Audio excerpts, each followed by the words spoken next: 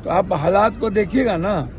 सूखा राशन अभी सबसे ज्यादा काम कर रहा है और कोई सीओ फोन उठाने को जनप्रतिनिधि का तैयार नहीं होता है।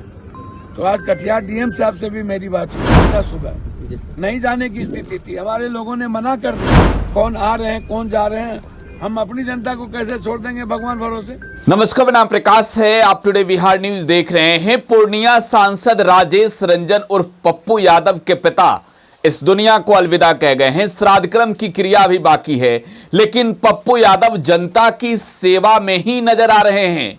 लगातार पप्पू यादव जन सेवा के कार्यों में लगे हुए हैं।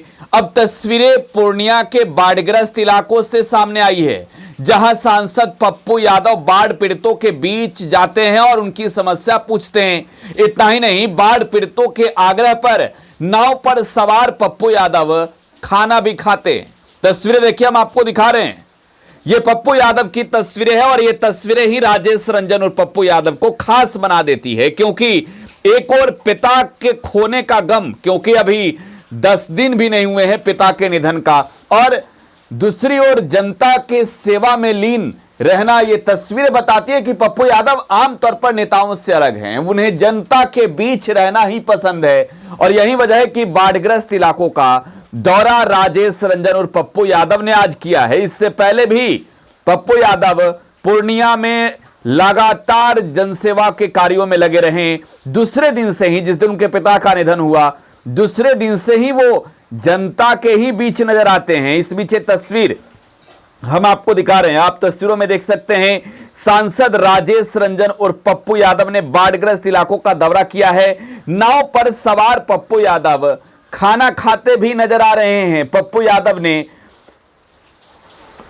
Katihar DM Kursela, video Kursela, CO Rupauli और पूर्णिया बिजली विभाग के ईएसी से फोन पर भी बातचीत की है और साथ ही साथ महत्वपूर्ण मुद्दों पर दिशा निर्देश भी पप्पू यादव ने दिया है। तस्वीरें तो आपने देखा, लेकिन पहले सुनिए पप्पू यादव क्या कुछ कह रहे हैं। क्या कर रहे हैं, वहीं जिला पदाधिकारी या जिला प्रशासन के द्वारा कहीं कुछ नहीं है, 0/0 ऑफिसडी है। देखिए, हम पहले भी कहे कि मुख्यमंत्री जी को कार्यक्रम के पहले भागलपुर, मुंगेर, लखीसराय, मनिहारी, बराड़ी, कुर्सेला, बायसी, रुपौली, ये जो इलाका है जो कंप्लीट बाढ़ प्रभावित ही नहीं है, सब कुछ बर्बाद हो गया, कुछ भी नहीं बचा। और सालों भर एंटी इरोजन का काम होता है, लूटते हैं नेता पदाधिकारी, और उसके बाद फ्लड फाइटिंग में सारा पैसा बर्बाद होता है। तो मुख्यमंत्री जी को चाहिए था कि पहले हर जगह जो बर्बादी हुई है, दूसरी बार ये बाढ़ आया जिसमें बहुत बड़ी क्षति हुई है, एक तो बाढ़ प्रभावित क्षेत्र घोषित करना चाहिए। जब बाढ़ 5 दिन पहले से आया, जब मैं लगातार हम बोल रहे थे, तो कम्युनिटी किचन चालू करना चाहिए था। सर आज आप लेकिन मेरे कम्युनिटी किचन कल शुरू हुई, और वो भी औपचारिकता के लिए। जहाँ पर कम्युनिटी किचन चालू नहीं हुआ, जहाँ पर सूखा राशन जाना चाहिए था, आज तक सूखा राशन नहीं गया। रुपौली में कोई कम्युनिटी किचन चालू नहीं हुआ। जिस पैसे पर जनता का अधिकार है, वो पैसा दलाल, माफिया, अपराधी, पदाधिकारी, तो जनता को कहाँ तक पहुँचेगी।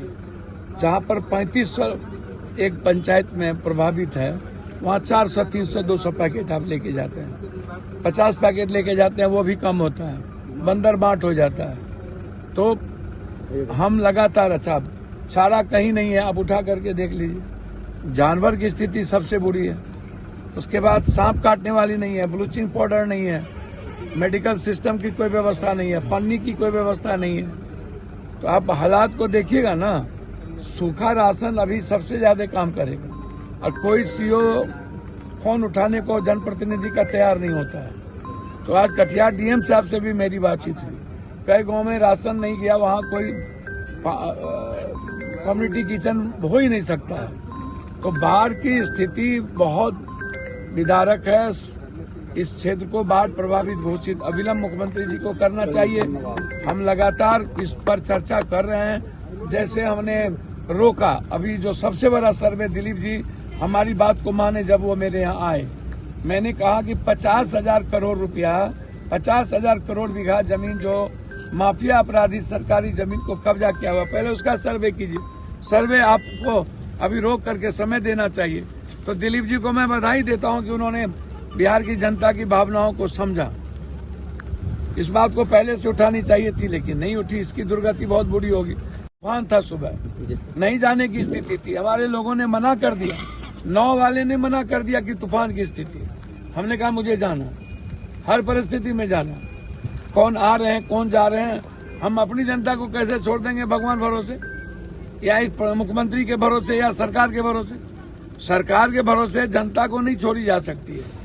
इसीलिए हम बिजली पर गंभीर हमारी चिंता है कि बारिश में तुरंत बिजली गायब हो जाती है और 5 दिन तक बिजली नहीं फिर रहती है, और कोई एसडीओ और ओवरसियर सुनने वाला नहीं होता। इस पर भी हमारी गंभीरता है। तो हमने कहा कि पैकेटिंग करिए और 1-1 सप्ताह का खाना दीजिए, और इस इलाके को सबसे पहले आप पन्नी के साथ आप ब्लोचिंग और चारा की व्यवस्था करिए और बाढ़ प्रभावित क्षेत्र की घोषणा करिए।